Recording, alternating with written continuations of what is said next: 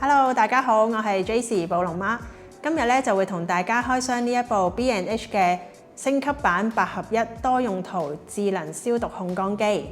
咁裏面咧就有一本說明書啦，跟住有個蓋啦、主機啦，有個消毒筒啦、底盤啦，同埋一個配件籃嘅。咁主機下面咧就有一個過濾網可以拆出嚟清潔㗎啦。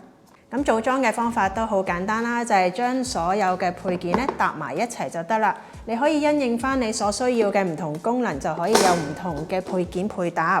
咁轉頭咧同大家介紹啲功能嘅時候，都會示範埋唔同嘅組裝方法。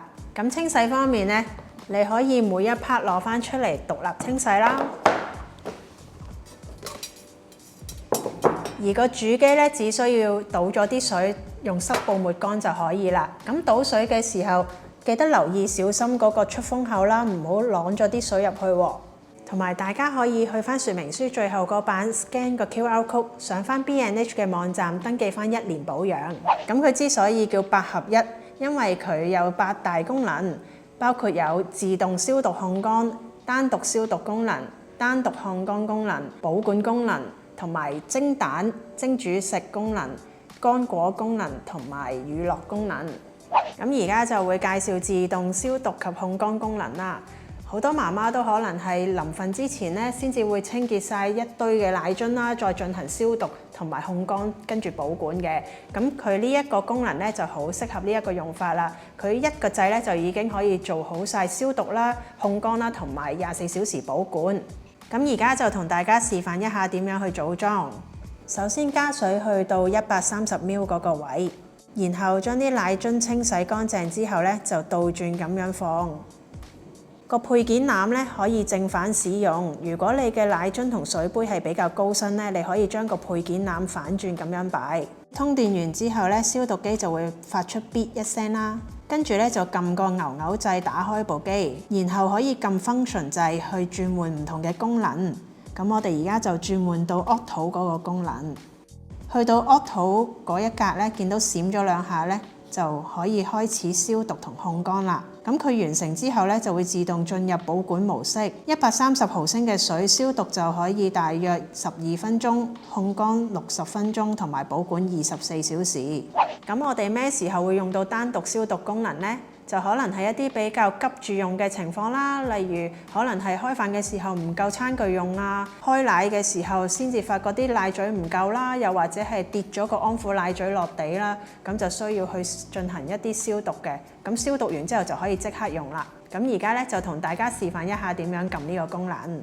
開機之後撳 function 掣，跳到去消毒模式，見到閃咗2下咧，就開始消毒啦。完成之後就會自動進入保管模式。130毫升嘅水咧，大約可以消毒12分鐘，之後就會保管24小時。咁咩時候要單獨控乾呢？就可能係我哋一次過消毒太多嘢啦，咁發覺做完晒成個自動過程之後，啲物品都仲係比較潮濕啊，又或者係一啲潮濕天氣佢乾唔透咧，我哋需要再補吹乾嘅話咧，就可以用到呢一個功能啦。因為佢可以單獨調節時間啦，你可能可以補10分鐘啊、20分鐘再吹乾啲啦。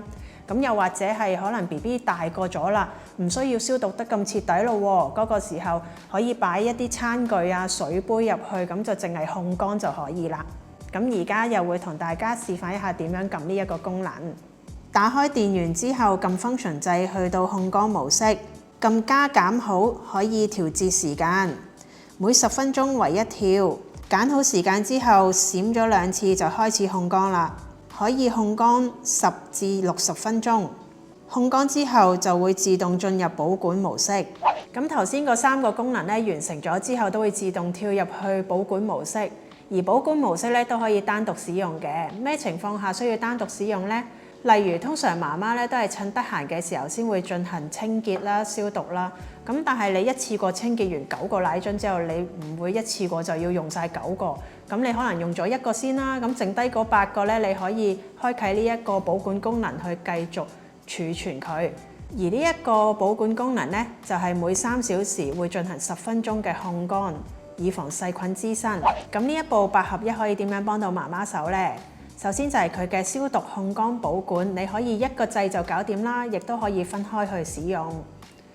咁同埋咧，佢個容量夠大啦，一次過你可以擺好多嘅物品入去。因為通常媽媽咧都係趁得閒嘅時候先至去進行清潔啦，咁你可能儲埋好大堆喎，咁佢一次過咧就可以擺晒入去啦。同埋唔好以為咧呢部機淨係喺頭6個月餵奶嗰陣先用得着喎，其實咧由 BB 開始加固，甚至乎喺屋企嘅大人咧都可以用得到㗎喎。跟住落嚟咧，就會同大家介紹一下其餘嗰4個功能係同整嘢食有關嘅。咁而家就同大家介紹佢個蒸蛋功能啦。首先咧，加水去到160毫升嗰個位，然後咧擺個配件攬上去，跟住你可以就咁蒸蛋啦，亦都可以蒸水蛋。咁啊，將個碗擺上去啦，然後冚埋個蓋。跟住就可以開機啦。開機之後撳 function 掣，去到 X 嗰個位，然之後咧可以調校時間。時間咧每1分鐘為1跳。如果你蒸原隻嘅蛋咧，大約係15至20分鐘啦。如果蒸水蛋嘅話咧，就大約10分鐘。跟住閃咗5下之後就會開始蒸煮啦。而家咧就同大家介紹呢個蒸煮加熱功能，咁佢可以用嚟加熱一啲急凍食物啦，又或者係 BB 嘅即食粥啊、即食餸，咁佢亦都可以用嚟煮食嘅喎，例如係蒸魚、蒸餸、蒸飯嗰啲啦。咁但係如果你用嚟煮食嘅話咧，所需要嗰個烹調時間就比較長一啲。咁如果佢啲水唔夠用咧，佢有一個智能防乾燒功能，冇水嘅時候就會識得自動停機，咁用起上嚟就會安全一啲啦。咁而家就同大家示範一下點樣去用呢一個功能。首先就加水去到160ml啦，然之後將配件籃擺上去，跟住將你所需要加熱或者蒸煮嘅食物擺入去，然後就冚埋個蓋。開機之後撳 function 掣，跳到去 food 嗰度，閃2下之後佢就會開始加熱食物。佢會顯示你而家蒸煮咗幾耐，最大嘅加水量160毫升，大約可以蒸煮20分鐘。冇水嘅時候咧，佢就會自動停機。跟住咧就講呢個乾果功能，咁佢咧就可以用嚟風乾一啲水果啊、蔬菜肉類啦。如果係 BB 嘅話咧，就會係1歲左右開始食呢一啲質感比較適合嘅，因為乾果咧都比較硬身啲啦。對於 BB 嚟講咧，就1歲開始食會比較適合嘅。咁又或者係媽媽咧，可以風乾一啲檸檬啊、水果啊嚟沖水果茶啦。甚至乎咧，我哋可以風乾一啲肉類俾我哋嘅毛孩做零食都得㗎喎。咁佢原先咧跟機咧就有送1個嘅配件籃啦，你亦都可以額外再加購多1個至2個嘅配件籃。咁佢最多咧可以擺3層嘅。咁而家就示範俾大家點樣擺啦。首先部機咧就唔使加水啦。咁我哋一層一層咁樣擺好啦。而你需要風乾嘅食物咧，切咗薄片之後，你就平均咁樣擺放，盡量唔好搭埋一齊啦。咁唔同嘅水果啊、蔬菜肉類咧，有唔同嘅建議風乾時間，大家可以參考返說明書入面所講嘅時間去整啦。跟住咧就冚埋個蓋，打開電源之後按 function 掣，去到 fruit， 跟住就可以開始乾果模式啦。個時間可以由1小時調節至24小時，每一跳為1小時。揀啱個時間之後咧，閃爍5次之後就會開始乾果模式。跟住落嚟就到乳酪功能啦。咁我哋製作乳酪咧就需要特定嘅溫度同埋時間去俾嗰啲乳酸菌發酵啦。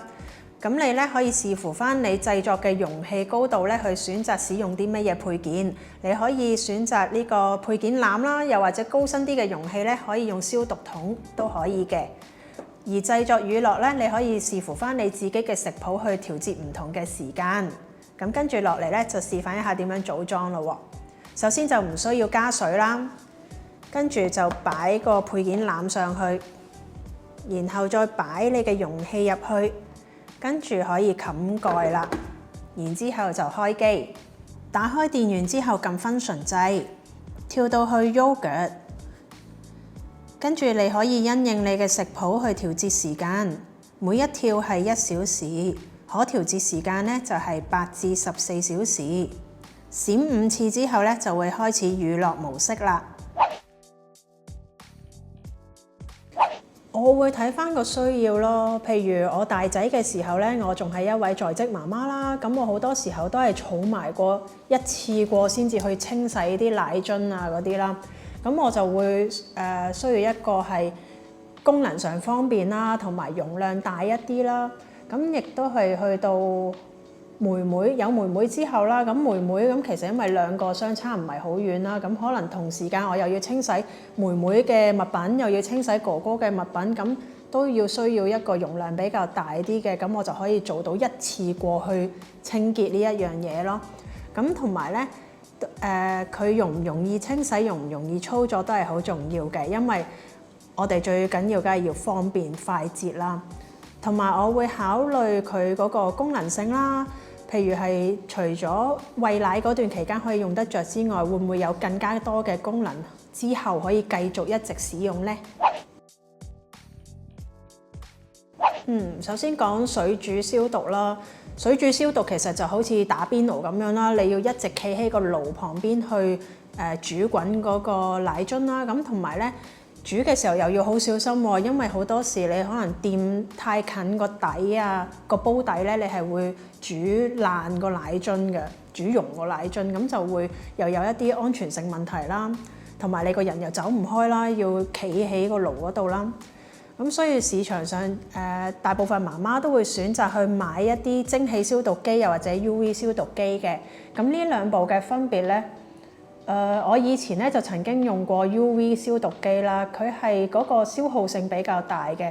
除咗佢嗰條 UV 燈係要每隔幾個月就換一次啦，而佢嗰啲奶樽咧都係會好快就會變黃同埋老化，咁所以嗰個消耗性就比較大啲咯。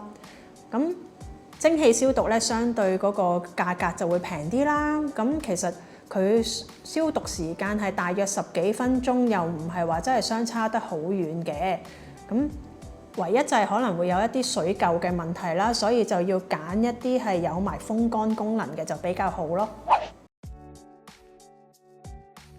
其實都重要㗎，因為咧，除咗會你有得佢濕咗之後自然風乾會有水漬之外咧，咁如果佢咁濕冧冧，你俾佢自然風乾呢個過程咧，可能佢已經會再重新漚翻一啲菌出嚟，咁啊造成一個二次污染咯。所以咧，如果你有風乾功能，可以將佢快速去烘乾嘅話，就可以減低呢個細菌滋生啦。一講起加固咧，咁就好多媽媽就會即刻踢晒腳啦，掛住整食物俾 BB 就忽略咗自己喎，搞到自己冇飯食。咁其實你可以做一啲親子共食嘅食譜啦，你可以運用呢一個蒸煮功能，同時間整 BB 嘅食物，又可以整埋食物俾自己。